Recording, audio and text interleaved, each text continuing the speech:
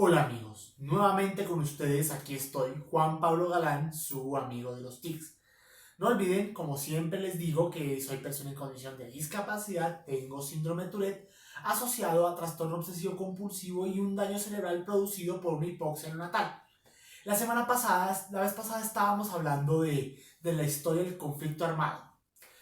Advierto que el tema que voy a tocar hoy es muy sensible, sobre todo porque fue muy recientemente y nuestros padres lo vivieron y ustedes de mi generación para abajo también vivimos esa época, así que espero ser lo más noble y lo más centrado en el tema, porque este tema es, esta semana vamos a hablar de la época del narcotráfico y el narcoterrorismo en Colombia.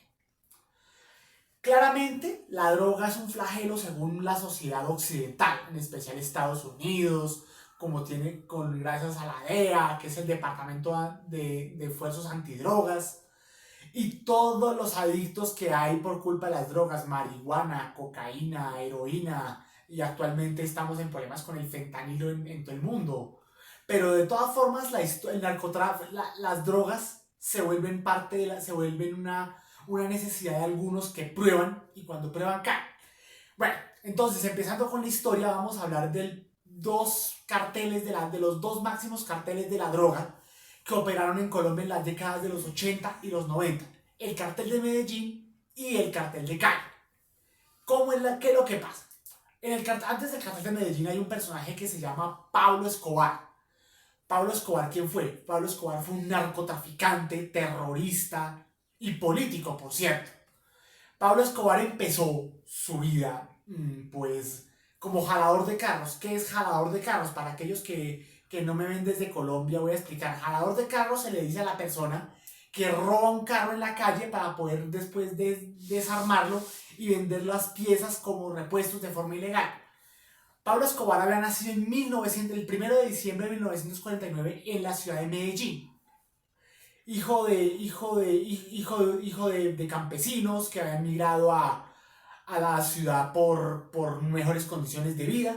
Pablo Escobar empieza una vida en el delito desde muy joven, se casa siendo muy joven a los veintitantos años con Victoria Henao, que Victoria Henao era 11 años menor que él, o sea, una cosa bastante notoria. Y Pablo Escobar empieza a meterse en el tráfico de la droga, y en el tráfico de la droga se hace el hombre más rico del mundo. Tan rico sería que tenía una colección de carros de lujo, Cadillac, Mercedes, BM, Land Rover, camionetas, mejor dicho. Tenía hasta lo que él quisiera, un edificio que recientemente demolieron que se llamaba el edificio Mónaco, un edificio de propiedad de él.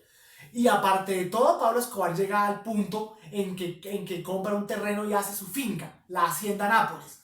Una hacienda con todos los lujos que quisiera, botes, pista de aterrizaje, zoológico con hipopótamos, que actualmente siguen siendo un problema, esa especie sigue siendo un problema acá en Colombia, motocicletas, cuatrimotos, vehículos de lujo, todo terreno, no, mejor dicho, eso era para botar la casa por la ventana literalmente. Pablo Escobar no se había hecho notar a principios de los 80 muy por las acciones tan horribles de las que vamos a hablar ahorita. Pablo Escobar empieza a crear con un grupo de hombres un cartel de la droga llamado el Cartel de Medellín. ¿Por qué se llama el cartel de Medellín? Porque el cartel se fundó en la ciudad de Medellín. Cartel o cártel, como le dicen en México, aunque aquí en Colombia se dice cartel, es una agrupación criminal de hombres que mueven el crimen organizado y el terrorismo en cualquier parte del mundo. Pablo Escobar se mete a la política como senador, pero entonces empieza a ganarse enemigos como Rodrigo Lara Bonilla, quien denuncia que la plata para que él se lanzara a la política provenía del narcotráfico. El Pablo Escobar era un hombre despiadado, va a demostrar lo despiadado, cruel y terrorista con lo que se le conoce.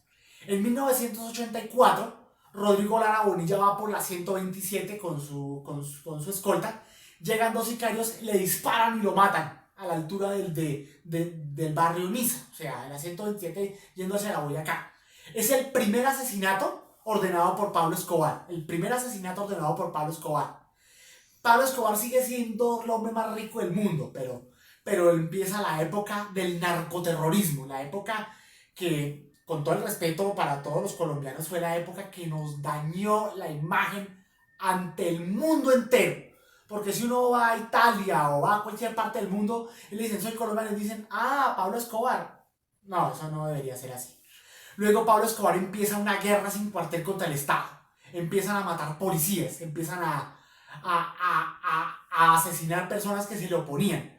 Y Pablo Escobar tenía su red de sicarios, entre esos el despiadado Popeye, el Limón, y otra recua de sicarios, la Kika y otros sicarios que harían parte de su red criminal. Pablo Escobar sí amenaza al país con iniciar una guerra sin cuartel contra el Estado, cosa que cumple en 1986 cuando Guillermo Cano, el director del Espectador, es asesinado entrando a su oficina. El Espectador que quedaba en la carrera 68 como cerca de la calle 13, donde hoy en día es un concesionario de carros Mazda. Luego entonces Pablo Escobar empieza a ganarse más enemigos en el gobierno, cuando en el gobierno de Virgilio Barco es donde Pablo Escobar va a hacer toda su brutal maquinaria de terror, en la que incluso empiezan a poner bombas en las ciudades, le ponen una bomba a las drogas La Rebaja de Cali, porque Pablo Escobar termina enemistado con el otro cartel, el cartel de Cali, fundado por los hermanos Gilberto y Miguel Rodríguez Orihuela. Luego Pablo Escobar empieza de verdad, ahora sí la guerra, empieza a escalar el terror.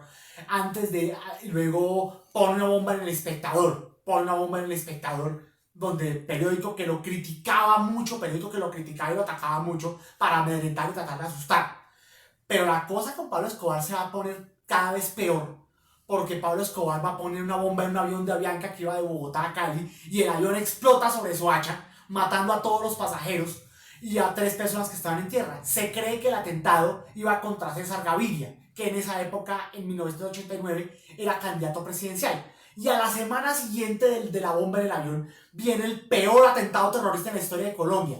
La bomba en el edificio del DAS, en Palo Quemado. Un camión cargado con media tonelada de TNT explota.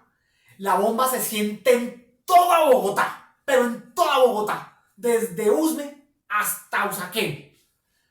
Queda un cráter de 5 metros de diámetro, las edificaciones de al lado quedan totalmente destruidas, el edificio queda parcialmente destruido, pero la víctima del atentado, que era Miguel Maza Márquez, sale ileso del atentado.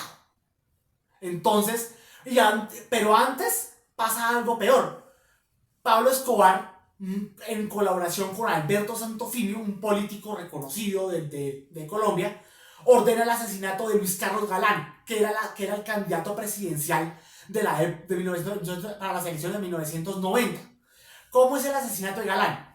Se sabe que le cambian la escolta a Galán. Galán está en Soacha, se sube a la tarima y le disparan con una metralleta. Y entonces llega al hospital, pero muere en el hospital. Tenía 46 años. Y su hijo, Juan Manuel Galán, es el que le dice a César Gaviria, llorando, el día del asesinato, le dice que abandere a su papá. Con esos actos de terrorismo, el país está en jaque. El miedo se apodera de la sociedad. Nadie puede salir a ningún lado porque uno no sabe, nadie sabe en qué momento van a poner una bomba, en qué momento va a haber una balacera, en qué momento va a haber terror tras terror, tras terror, tras terror, tras terror. Mejor dicho, el país estaba en jaque. Y volviendo a lo de Galán, a lo de Luis Carlos Galán, obviamente pues años después se supo que Maza Márquez junto con Santofimio y otros más fueron los que orquestaron el asesinato de Luis Carlos Galán. Maza Márquez termina pagando y actualmente sigue pagando 30 años de prisión por el asesinato de Galán. Y en ese punto en que el país está en jaque, en que nadie sabe qué hacer, el gobierno está casi que de rodillas ante Pablo Escobar. Una cosa verdaderamente terrible. Entonces de pronto César Gaviria sube a la presidencia y entonces Pablo Escobar con el padre Rafael García Herreros, el que inicialmente presentaba la franja de El Minuto de Dios, franja que dan antes de los noticieros, negocian la entrega de Pablo Escobar. Y Pablo Escobar se entrega, pero con la condición de que le hagan una cárcel a su antojo. La cárcel se llama La Catedral. Y en esa cárcel él hace lo que quiere. Lujo, mujeres, prostitutas, sexo, muertos, sigue delinquiendo, mejor dicho. Esa cárcel fue la burla total a la justicia colombiana y al mundo entero. Eso fue una burla. Quedamos como un cuero ante el mundo entero. Cada vez peor quedamos. Imagínense. ¿Qué tal? Imagínense que yo me entregue a la justicia pero me den un palacio como cárcel. A ver, eso no estaría bien. Luego Pablo Escobar se fuga de la catedral y ante esa burla tan terrible César Gaviria ordena cazarlo a como de lugar, desarticular el cartel de Medellín. Uno a uno van cayendo los sicarios y los narcotraficantes de Pablo Escobar. En 1989 cae Gonzalo Rodríguez Gacha, el mexicano. Popeye es capturado en el 93. Cada uno, el Limón, la Kika, todos los van cogiendo presos o los van matando. ¿Y quién los va matando? Un bloque de la policía creado llamado el Bloque de Búsqueda, que empieza a desarticular al cartel de Medellín, matando a sus sicarios o cogiendo los presos o extraditándolos. Porque se me olvidaba decirles que este grupo también se llamaba los extraditables, que Pablo Escobar suele decir, preferimos una cárcel en Colombia y no en Estados Unidos. O sea, una exigencia bastante fuerte, y aunque con la Constitución del 91 se prohíbe la extradición, empiezan a caer uno por uno las fichas de Pablo Escobar, uno por uno. Y aparte de todo, se le forma un tercer enemigo a Pablo Escobar, dos enemigos a Pablo Escobar, los paramilitares y un grupo llamado los Pepes. ¿Qué significa los Pepes? Los Pepes significa perseguidos por Pablo Escobar. Perseguidos por Pablo Escobar. Y empiezan a atentar contra su familia, contra sus hijos, que en esa época se llamaban Juan Pablo Escobar y Manuela Escobar. Entonces, a medida que van cayendo, Pablo Escobar le toca esconderse y termina pasando de ser el hombre más rico del mundo a estar escondido como una rata cuando se va por una alcantarilla, cuando la quiere cazar un gato. Pablo Escobar queda solo, se queda perfectamente solo. Aparte de que él manda a poner bombas en el edificio, en el centro 93, en el centro comercial Misa, en muchas partes manda a poner bombas, hace secuestrar gente como Andrés Pastrana, Francisco Santos, Diana Turbay, que Diana Turbay terminaría siendo asesinada en el intento de rescate, y su madre, Nilla Quintero de Balcázar, la que dirigió la Fundación por la Solidaridad, la Caminata de la Solidaridad por Colombia, caminata que siempre se hace cada agosto, terminó guardando duelo el resto de su vida. Y aparte de eso, con todos esos secuestros buscaban presionar a César Gaviria para que no los extraditara, pero César Gaviria no se dio. Y luego Pablo Escobar, el 2 de diciembre de 1993, mientras estaban tratando de rastrearlo porque tenían equipo del FBI de Estados Unidos, de la DEA y el bloque de búsqueda, entonces Pablo Escobar hace una llamada a su hijo, a Juan Pablo, que se llamaba Juan Pablo, ¿no? Ahorita vamos a ver después qué pasó por él. Hace la llamada y lo logran triangular la posición, entra la policía, matan al escolta, Escobar sale corriendo por entre un techo, desde abajo le disparan, aunque hay distintas versiones al respecto, pero la versión oficial y la que más se sabe, la que mejor se sabe es que de abajo un policía del bloque de búsqueda le disparó 3 tiros, uno en el pecho, otro en el cuello y otro en la oreja. Y Pablo Escobar es abatido el 2 de diciembre de 1993 y con su muerte se acaba el cartel de Medellín y se acaba la era del narcoterrorismo en Colombia. El otro cartel de la droga, el cartel de Cali, a diferencia del de Medellín, que el de Medellín usaba la violencia y el terrorismo y el narcoterrorismo para amedrentar, el cartel de Cali se usaba más la persuasión y el soborno. Este cartel mandaba droga a Estados Unidos, a todas partes, cocaína, marihuana, heroína, todas las drogas conocidas, pero sobornaban a políticos para decir aquí no pasó nada. Luego, después de la muerte de Pablo Escobar y con la detonación del escándalo político conocido como el Proceso 8000, donde se supo que Ernesto Samper había recibido plata de los narcotraficantes, el gobierno empieza a cazar al cartel de Cali, a desarticularlos uno por uno. A Gilberto Rodríguez Orejuela y su hermano los cogen presos.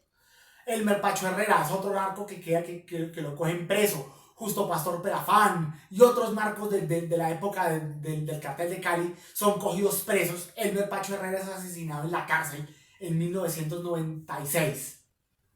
pero de todas formas la guerra contra las drogas sigue. Pero realmente el narcotráfico no se acabó cuando mataron a Pablo Escobar. No, no, no, no, no. La guerrilla de las FARC y los paramilitares cogieron ese negocio y se convirtieron, como decíamos en el video, en el programa anterior, en los grupos terroristas que todos conocimos. Pero el narcotráfico nos dañó la imagen permanentemente a nosotros los colombianos. Porque realmente uno va al extranjero y uno dice, no, yo soy colombiano. Ah, le preguntan a un extranjero, ¿usted qué piensa? ¿Qué es Colombia? Y le dicen, ah, Pablo Escobar. No, por favor. No, nosotros no somos narcotraficantes, ni traquetos, ni fufurufos, ni nada de esas cosas, mis queridos suscriptores y seguidores. Nosotros los colombianos somos más que eso, somos cosas más buenas, tenemos los colombianos de lo que realmente nos pintan. Entonces, de todas formas, por culpa de un hombre es que se nos daña toda la imagen. Entonces, eso no debería ser así, pero así pasó tristemente. Y duele saber que mi Colombia del alma es vista como nación de narcos, traquetos y terroristas, más que como de gente buena, trabajadora, alegre y todo lo que realmente significa ser colombiano. Bueno, amigos, no siendo más, espero hayan entendido por qué nosotros los colombianos tenemos esa mala imagen en el extranjero. Espero que estas palabras que digo sirvan para reflexionar, sirvan para que sepan que nosotros los colombianos no somos eso como nos pintan.